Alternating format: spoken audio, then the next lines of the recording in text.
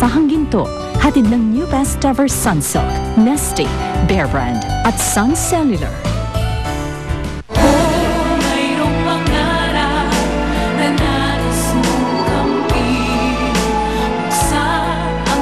Bakit ganun kumakangiti si Sir Danny? Talaga kung ano-ano na lang napapansin mo. Una, ang bait-bait niya. Pangalawa, lagi niya tayong kinakampihan. Tsaka pinagtatanggol. Siguro, Ate Orang, may gusto sa'yo si Sir Danny. Hindi talaga sinasagot ni Sylvia yung mga tawag ko. Baka naman po busy siya. Sinasayang ko na lang oras ko, Orang.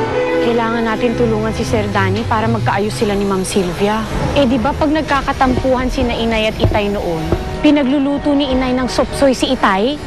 Nandyan po ba si Ma'am Sylvia? May bisita po eh. Nasa sala. Pinagtataksila mo si Sir Danny?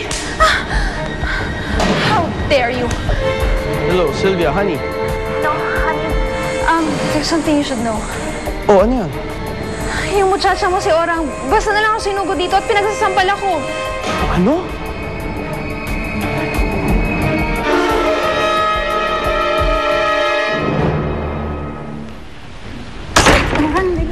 Ate Orang, nabigay niyo na po ba yung sapsoy kay Ma'am Sylvia? Ano, nagustuhan ba niya, ate? Magkakapatid na ba sila ni Sir Danny? Ano ginawa mo kay Sylvia, Orang, ha? Pumunta na muna kayo sa kusina. Sige na, pumunta na muna kayo doon. Bakit mo siya inaway, ha? Bakit mo siya sinaktan? Bakit mo ginawa yun sa kanya? Sir Danny, gusto lang naman kitang tulungan. At bakit mo ako tutulungan, ha? Humingi ba ako ng tulong sa'yo? Nasabi ko lang sa'yo ang problema namin ni Sylvia. Hindi ka nung binibigyan ng karapatan para makialam sa amin. Para pangunahan ako! Papaliwanag po ko, sir. Ano kala mo, ha? Nakakatulong ka ba, ha?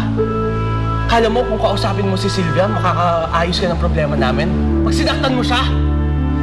Pinagtataksi lang kayo nung Sylviang yun. Nakita ko siyang nakikipaghalikan sa ibang lalaki. Inday! Ay, ma'am, ano po yan? Ano po yan, ma'am? Halika nga dito. Ay, bakit po? Ay! Bakit po, ma'am? Tanga ka ba? Ha? Bakit mo pinapasok yung babaeng yun dito nang hindi mo sinasabi sa akin? Eh, kasi ma'am, tumawag daw po yung mami ni Sir Danny. May dadalhin daw pong pagkain para sa inyo. Sorpresa daw po para sa inyo. Tanga! Binabayaran ba kita para makipagkonsyaba sa mga sorpresang-sorpresa na yan, ha? Ay, Alam mo ikaw, mapapahamak ako sa mga pinaggagawa mo eh. Opo, tama lang po. Palibasa kasi hindi ka nag-iisip! Tama lang po. Alam mo naman kasama ko si Anton, di ba? Bakit mo pinutuloy yung muchacha ni Danny dito? Ha? Ano ka ba? Palibhasa! Pareho ka ng orang. Wala kayong pinag-aralan. Pareho kayong tanga. Lumayas ka dito! Layas! Ano ka ba? Tingnan dito.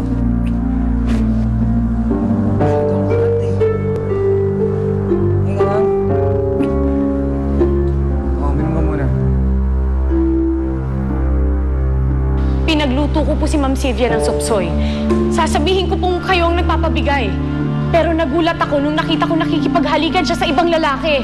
Hindi. Imposible. Hindi magagawa sa akin ni Sylvia yan. Pero sir, nakita ko po mismo yung lalaki eh.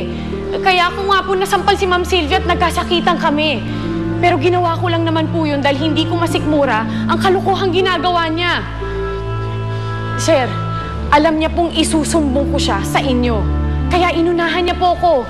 Binaliktad niya ako. Hindi ako pagtataksilan ni Sylvia. Pinagtataksilan niya kayo! Tama na!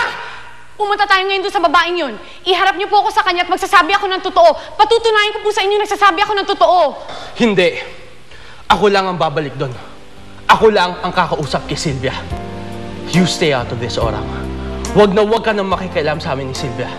Maliwanag ba yon, ha? Katulong lang kita. Naiintindihan mo? Katulong lang!